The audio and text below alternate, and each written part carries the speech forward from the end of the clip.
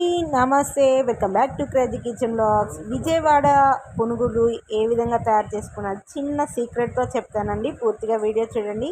మా ఛానల్కి కొత్తగా వచ్చినట్టయితే మా ఛానల్ని లైక్ చేయండి, సబ్స్క్రైబ్ చేయండి, షేర్ చేయండి. ఇది నేను పునుగుల బండి అబ్బాయి దగ్గర అడిగి చేస్తున్నది. చాలా బాగా ఇంట్రెస్టింగ్గా ఉంటుంది. సింపుల్గా చూపిస్తాను, పూర్తిగా వీడియో చూడండి. వీడియోలోకి అయితే వెళ్ళిపోదాము. ఒక గ్లాస్ నీళ్ళు అయితే తీసుకున్నాను.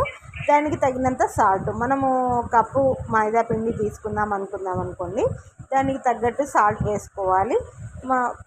పెరుగు తీసుకోవాలండి. పెరుగు అనేది ఖచ్చితంగా పుల్లటిదే అయ్యి ఉండాలి. మనము మామూలు రోజువారీ పెరుగు వేసుకుంటే అంత కరెక్ట్గా అయితే రాదు. పెరుగు ఒక 4 స్పూన్లు వేసాను. చక్కగా మొత్తం దాంట్లో నీళ్ళల్లో కలిసేటట్టు మనం కలుపుకోవాలి. ఆ సోడా, ఉప్పు మొత్తము పెరుగుకి నీళ్ళల్లో చక్కగా కలిసిపోవాలి. ఆ విధంగా కలుపుకోవాలి. కొంచెం కూడా ఇది లేకుండా మనము కలుపుకుంటేనే పర్ఫెక్ట్గా వస్తాయి పునుగులు.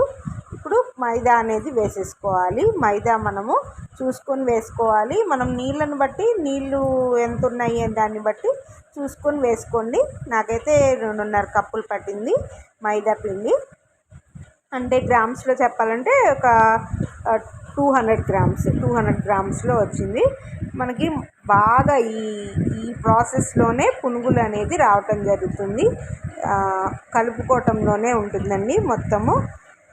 చాలాసేపు ఒక 10 నిమిషాల పాటు అలా కలుపుకోవాలి.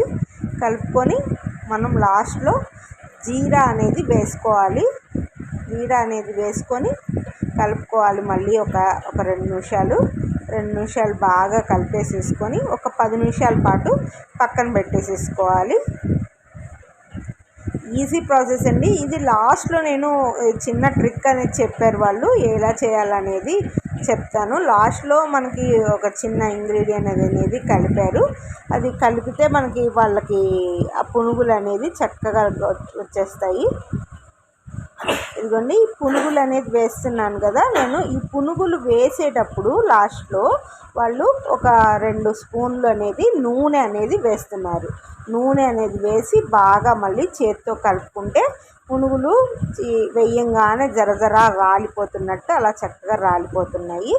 వాళ్ళకి చాలా బాగా వచ్చాయండి. మనకి ఫస్ట్ టైం 2 టైమ్స్ వేసుకుంటే అసలు చాలా బాగా వస్తాయి. వాళ్ళకి ప్రాక్టీస్ కదా. నూనె అనేది వేసుకొని చక్కగా బాగా కలిపేసేసి దాంట్లో వేసుకుంటే చాలా మృదువుగా లోపల గుల్లగా వస్తాయి. పైన కరకరలాడుతూ ఉంటాయి, లోపల గుల్లగా మెత్తగా ఉంటాయి.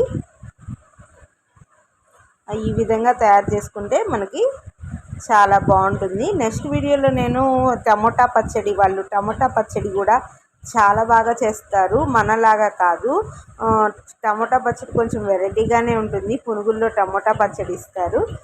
అది ఎలా తయారు చేస్తారనేది చూపిస్తాను. ఇది బాగా గోల్డెన్ కలర్ వచ్చే వరకు మనకి ఎర్రగా వచ్చేటట్టు కాల్చుకోవాలి. కాల్చుకొని తీసేస్తే మన విజయవాడ పునుగులు అనేది రెడీ అయిపోతుంది. మీకు నచ్చిందని అనుకుంటున్నాను. నచ్చితే మా ఛానల్ని లైక్ చేయండి. లైక్ చేసి సబ్స్క్రైబ్ చేయండి. ఖచ్చితంగా షేర్ చేయండి. పునుగులు చూసారా ఎంత బాగా వచ్చాయో.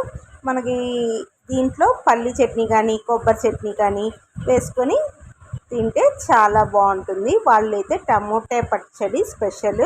పునుగుల్లో విజయవాడలో టమోటా పచ్చడి ఇస్తారు, పల్లి పచ్చడి కూడా ఇస్తారు. అది చాలా బాగుంటుంది.